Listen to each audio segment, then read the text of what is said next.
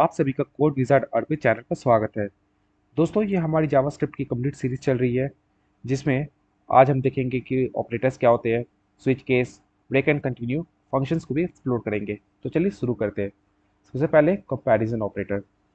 ये इसमें equality operators होते हैं और रिलेशनल ऑपरेटर्स होती है। तो सबसे पहले हमारा आ गया लूज इक्वालिटी और स्ट्रिक्ट इक्वालिटी ऑपरेटर्स।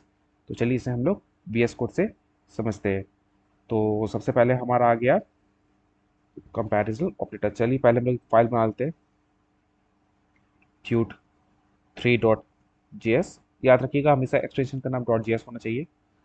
तो चलिए सबसे पहले हम लोग ऑपरेटर्स को एक्सप्लोर करते हैं। सबसे पहले हमारा आ गया कंपैरिजन ऑपरेटर। कंपैरिजन ऑपरेटर, चलिए सबसे पहले इसमें नंबर 1 पे आ गया लूज इक्वालिटी ऑपरेटर।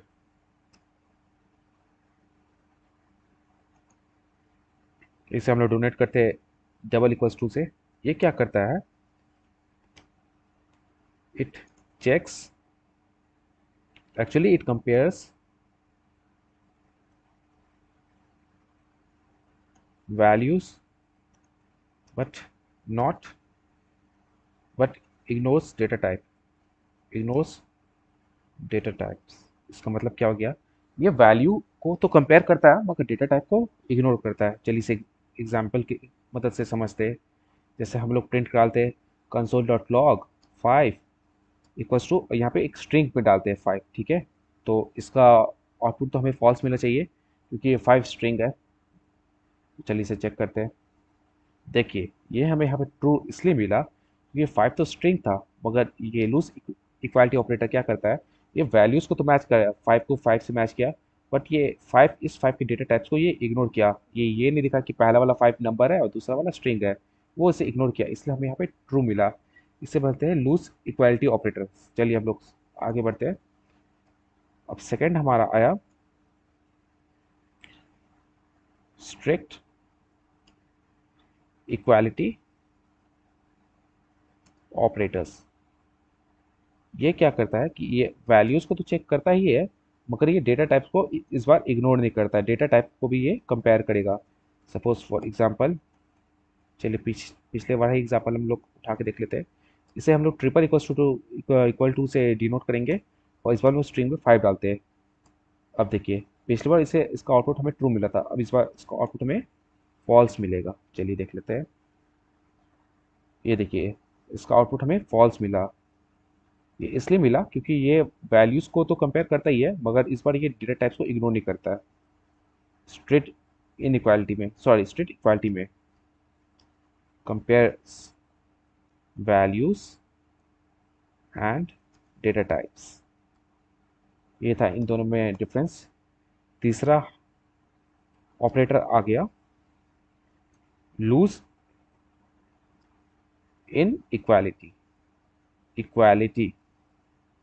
चलिए ये ऑपरेटर क्या करता है, ये ऑपरेटर्स भी वैल्यू तो कंपेयर करेगा बट डेटा टाइप को इग्नोर करेगा। Suppose console dot log 5 not equals to, यहाँ पे स्ट्रिंग भी दे देते हैं 5, ठीक है। तो मैंने क्या कहा कि वैल्यूज़ को तो कंपेयर करेगा मगर डेटा टाइप्स को इग्नोर कर देगा। तो इसका आंसर क्या मिलना चाहिए, ट्रू या फॉल्स। फर्स्ट वाले में तो हमें ट्रू मिला था, तो चलिए देखते हैं। देखिए यहाँ पे फॉल्स इसलिए मिला क्योंकि ये वैल्यू को भी कंपेयर कर रहा है। क्या ये 5 इस 5 के बराबर नहीं है ना। तो फिर ये हमें फॉल्स दिया, ठीक है। ये फॉल्स को ट्रू करता है, ट्रू को फॉल्स करता है। फोर्थ वाला हमारा हो गया स्ट्रिक्ट इनइक्वालिटी, स्ट्रिक्ट इन इक्वालिटी। ये अब क्या करता है, ये वैल्यू और डेटा टाइप्स को दोनों को कंपैरिजन करता है, दोनों को कंपेयर करता है। Suppose for example console dot log 5 not equals to 5 यहाँ पे। अब इस बार ये क्या करेगा, ये हमें ट्रू देगा। ये इसलिए ट्रू देगा कि ये जो 5 हो गया ये एक स्ट्रिंग है और ये स्ट्रिंग इस नंबर के बराबर नहीं है। ये डेटा टाइप्स को भी चेक कर रहा है, वैल्यूज को भी चेक कर रहा है, इसलिए हमें यहाँ लास्ट में ट्रू मिला। तो ये था हमारा कंपैरिजन ऑपरेटर के बारे में। चलिए अब हम लोग आगे जाते हैं रिलेशनल ऑपरेटर की तरफ।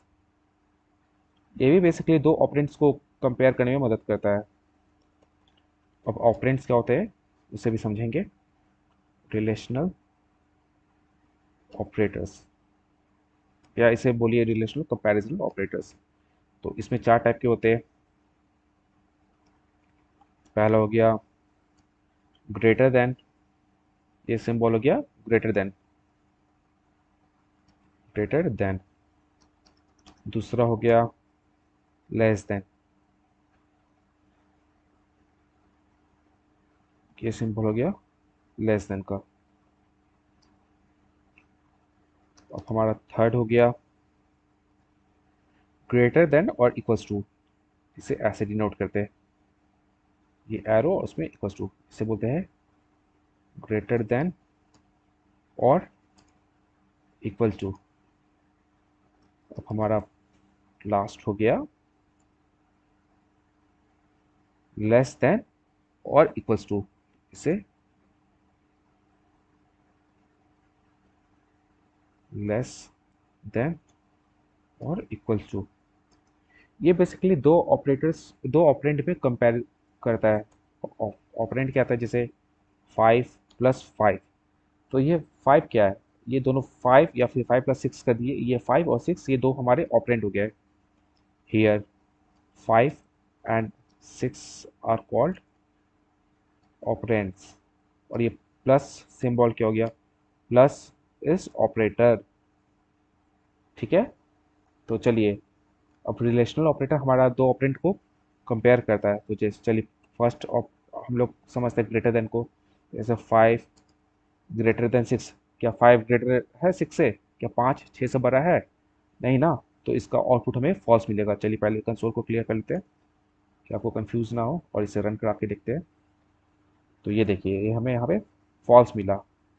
चलिए अब हम लोग लेस देन को समझते हैं। कंसोल डॉट लॉग, क्या 2 हमारा 1 से छोटा है,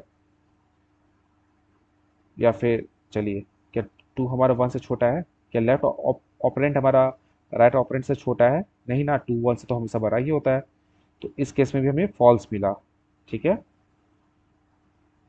चलिए अब हम लोग समझते हैं ग्रेटर देन और equals to. Console dot log, क्या हमारा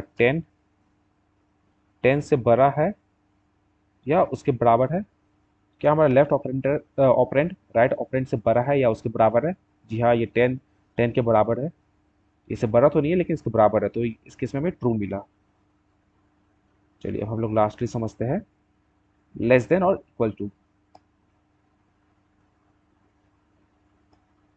कंसोल डॉट लॉग 5 < <6, क्या हमारा 5 6 से छोटा है या उसके बराबर है। 5 तो 6 के बराबर नहीं है लेकिन उससे छोटा जरूर है, तो इस केस में भी हमें ट्रू ही मिलेगा। तो ये था ऑपरेटर्स के बारे में। ठीक है, चलिए ये दो ऑपरेटर्स हमने देख लिया। अब हम लोग स्विच केस को समझेंगे। स्विच केस भी बेसिकली इफ एल्स की तरह ही होता है।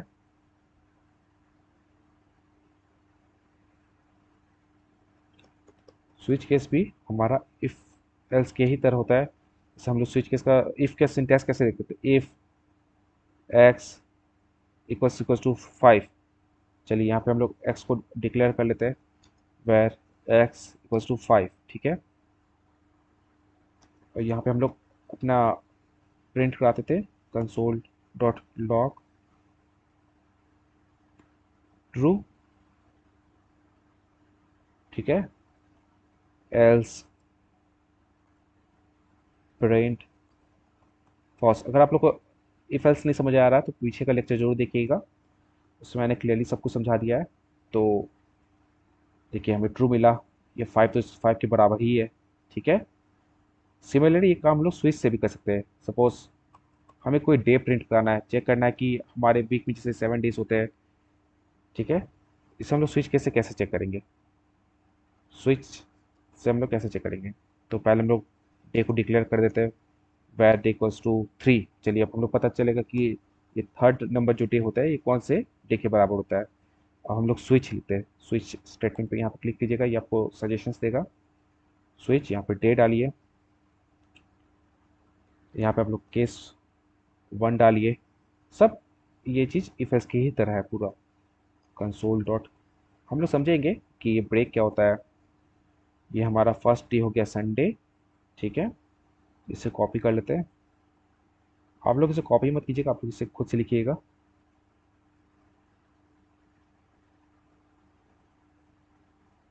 चलिए अब इसे हम लोग थोड़ा सा ठीक कर लेते हैं। ये हमारा सेकेंड डे हो गया मंडे। होप कि आपको समझ में आ रहा है। अगर आपको समझ में आ रहा है तो प्लीज़ चैनल को लाइक सब्सक्राइब जरूर कीजिएगा और इसे शेयर भी जरूर कीजिएगा अपने दोस्तों के साथ। एक बार जावा स्क्रिप्ट कम्प्लीट हो जाए तो मैं HTML और CSS पे वीडियो बनाऊंगा। हम लोग रिएक्ट जेएस पूरा फ्रंट एंड हम लोग अच्छे से क्लियर करेंगे।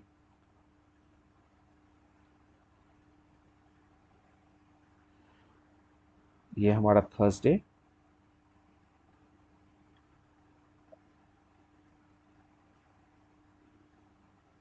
ये हमारा फ्राइडे, और ये हमारा लास्ट डे जो रहेगा ये हो गया सैटरडे।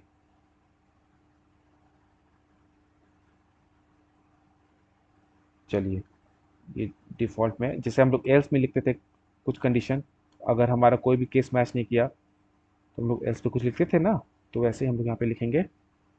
जैसे हम लोग लिखते हैं please enter N invalid day, ठीक है। तो चलिए हम लोग समझते हैं।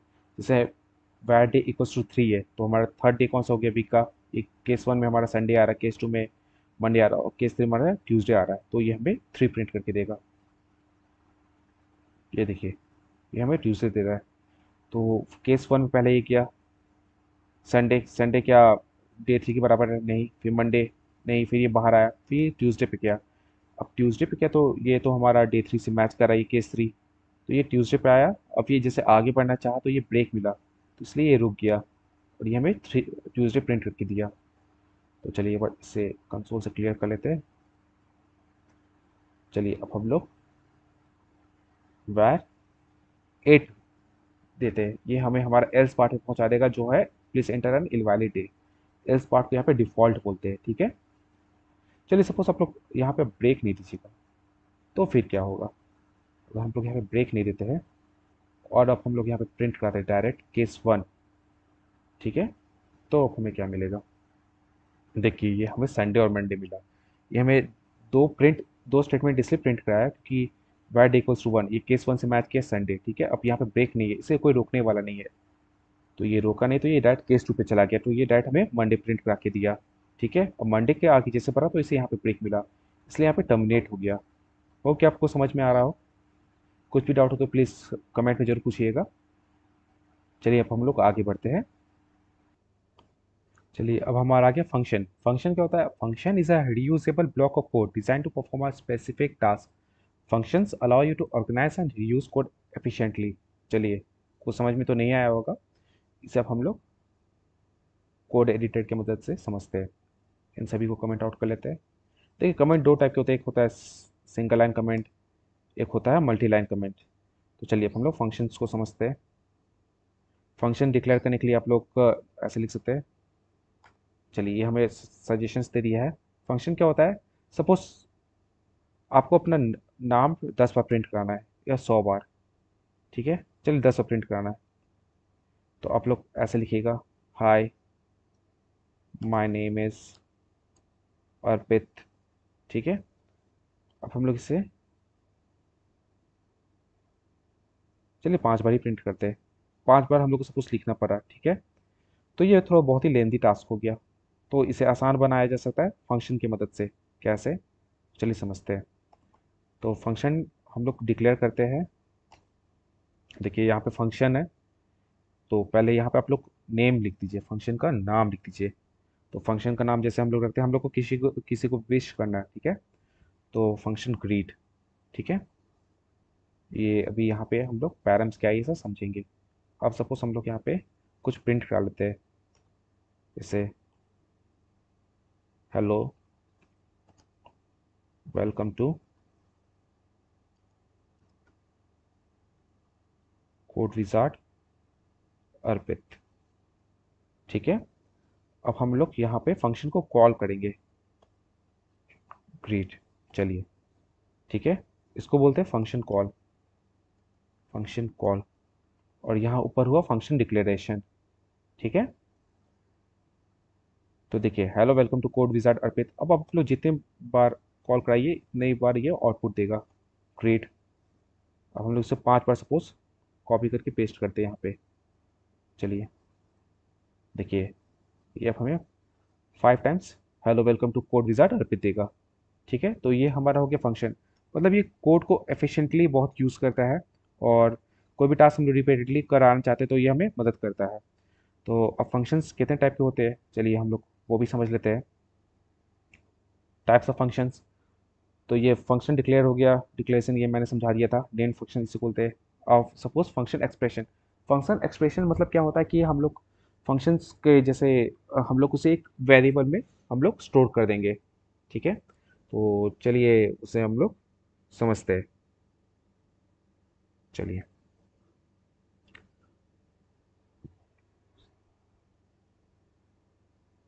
इसे हम लोग कमेंट आउट कर देते हैं। मतलब फंक्शन एक्सप्रेशन को समझते हैं। A function expression stores a function inside a variable. मतलब हम लोग किसी फंक्शन को वेरिएबल के अंदर स्टोर कर देंगे। चले सपोज वैर नम इक्वल्स टू, अब हम लोग यहाँ पे एक फंक्शन बना लेते हैं। ठीक है, और यहाँ पे हम लोग अलग से नेम लिखने की जरूरत नहीं, जैसे हम लोग यहाँ पे ग्रीट लिखे थे, ये हम लोग को यहाँ पे लिखने की जरूरत नहीं है इसमें। अब हम लोग नंबर को प्रिंट करा लेते हैं। Suppose number is 80। ठीक है, अब हम लोग को इसे कॉल भी तो करना पड़ेगा ना, तो कॉल भी कर लेते हैं नम। ठीक है, अब इसे रन करा के देखते हैं। तो ये देखिए, नंबर ही सेटी। अब ये यहाँ पे क्या हुआ, ये पूरा जो फंक्शन है इसे हमने एक नम नाम के वेरिएबल में स्टोर कर लिया, और इस नम नाम के वेरिएबल को हम लोग यहाँ पे कॉल किए। Here we are calling the function. ठीक है, तो ये हो गया आपका फंक्शन एक्सप्रेशन। चलिए अब हम लोग आगे बढ़ते हैं। एरो फंक्शन होगा आगे। देखिए, एरो फंक्शन ES6 में आया। ES6 मैंने पहले भी बताया था, एक स्क्रिप्ट 6 है, या इसे कहिए मॉडर्न जावास्क्रिप्ट। ये सब आपका रिएक्ट जेएस वगैरह में बहुत यूज़ होगा। रिएक्ट जेएस वगैरह क्या है, ये सब हम लोग बहुत अच्छे से समझेंगे। चलिए हम लोग समझते हैं आगे एरो फंक्शन। चलिए, अब एरो फंक्शन क्या होता है, इसे कैसे लिखते हैं। सपोज हमें किसी स्टूडेंट के मार्क्स स्टोर कराने हैं, तो हम इसे सिंपल ऐसे एरो देके प्रिंट करा देंगे। चलिए, मार्क्स इज 80। ठीक है, और हमें यहाँ पे भी मार्क्स को कॉल करने की जरूरत पड़ेगी। ठीक है, मार्क्स, ये सब एक शॉर्ट हैंड मेथड है एरो फंक्शन बेसिकली, और कुछ नहीं है। देखिए, मार्क्स इज 80। ठीक है, अब लास्ट नंबर हो गया कि फंक्शंस आर्ग्यूमेंट्स और पैरामीटर्स एक्सेप्ट करते हैं। तो ये कैसे करते हैं, चलिए उसे हम लोग समझते हैं। Function with parameters and arguments. चलिए इसे भी हम लोग समझ लेते हैं। तो function can accept parameters, parameters को इनपुट्स बोल लीजिए, और and return values. For example suppose, चलिए चलिए हम लोग इसे समझते हैं कोड की मदद से। जैसे हम लोग ने कोई फंक्शन लिखा, मान लीजिए हम लोग कोई ऐड करें, कोई दो नंबर को ऐड करना चाहते हैं। ठीक है, अब हम लोग इसे यहाँ पे प्रिंट नहीं करेंगे, हम लोग इसे रिटर्न करा देंगे। ठीक है, और यहाँ पे हम लोग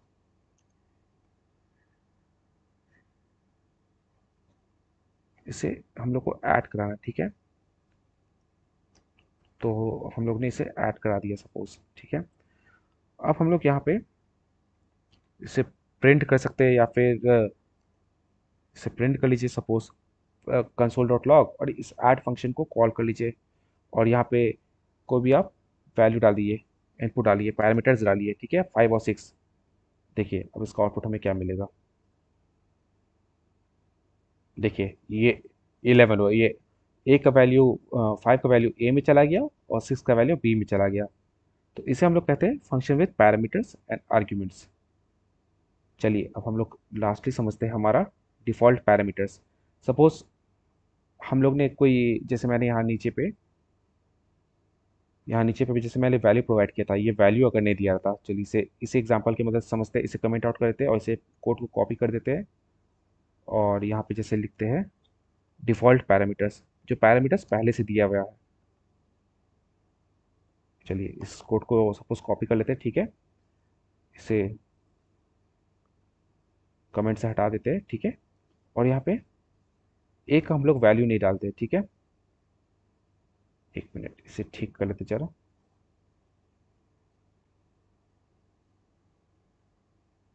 ठीक है, ये 5 हो गया और ए का वैल्यू जो हम लोग है इसे हम लोग सेट कर लेते हैं 7, ठीक है।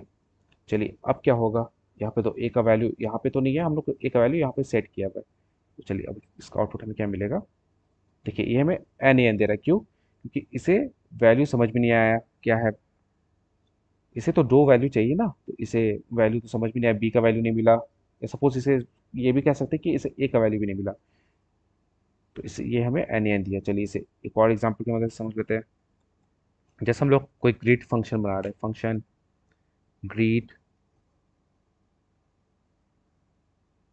नेम इक्वल्स टू, सपोज हम लोग समझते हैं ये गेस्ट, कुछ भी रख देते, गेस्ट रखते जैसे, ठीक है। अब हम लोग यहाँ पर प्रिंट कराते हैं लॉग, और चलिए हम लोग स्ट्रिंग फॉर्मेटिंग करते। स्ट्रिंग फॉर्मेटिंग क्या है, ये आपको स्ट्रिंग जब पढ़ाऊंगा तब समझाऊंगा, ठीक है। समझ लीजिए कि जस्ट हम लोग एक किसी टेक्स्ट को एडिट कर रहे हैं, अभी आप लोग ये समझ लीजिए, ठीक है। और यहाँ पे आप लोग डाल दीजिए नेम, ठीक है। और यहाँ पे मान लीजिए इसके बाहर आते हैं, ठीक है। और फिर हम लोग इस ग्रिड फंक्शन को कॉल कर लेते हैं, ठीक है। अब ये मैंने यहाँ पे हेलो लिख लिया है और इस नेम की जगह गेस्ट लिखा है, तो हमें हमारा आउटपुट मिलेगा हेलो गेस्ट। ये देखिए, अच्छा ये हमें हेलो नेम क्यों मिला, एक मिनट इसे जरा ठीक कर लेता हूँ। ये मुझे लगता है ये हेलो नेम इसलिए मिला क्योंकि स्ट्रिंग फॉर्मेटिंग में कुछ गलत है। अच्छा मैंने यहाँ पे राउंड ब्रैकेट दे दिया है, मुझे यहाँ पे स्ट्रिंग फॉर्मेटिंग में हमेशा ये कर्ली ब्रेसेस इस्तेमाल होता है। तो चलिए अब ये हमें हेलो गेस्ट मिलेगा। देखिए यहाँ पे हेलो गेस्ट मिला। तो सपोज अब हम लोग यहाँ पे कोई वैल्यू देते हैं, अब सपोज अब हम लोग यहाँ पे देते हैं ग्रीट अर्पित। चलिए अब हमें यहाँ पे क्या मिलता है, देखिए ये अब हमें हेलो अर्पित दिया। ये वैल्यू को इस नेम ने एक्सेप्ट कर लिया, ठीक है। ये वैल्यू को प्रायोरिटी मिला, हमें सब जब इस वैल्यू को प्रायोरिटी मिलता है, अगर यहाँ पे कुछ नहीं है तब जाके इस वैल्यू को, गेस्ट वैल्यू को प्रायोरिटी मिलेगा। तो ये था दोस्तों, चलिए अब हम लोग आगे मिलेंगे। होप कि आपको ये लेक्चर समझ में आया होगा। तो प्लीज़ इसे लाइक सब्सक्राइब करना ना भूलें और दोस्तों के साथ शेयर करें। Thank you.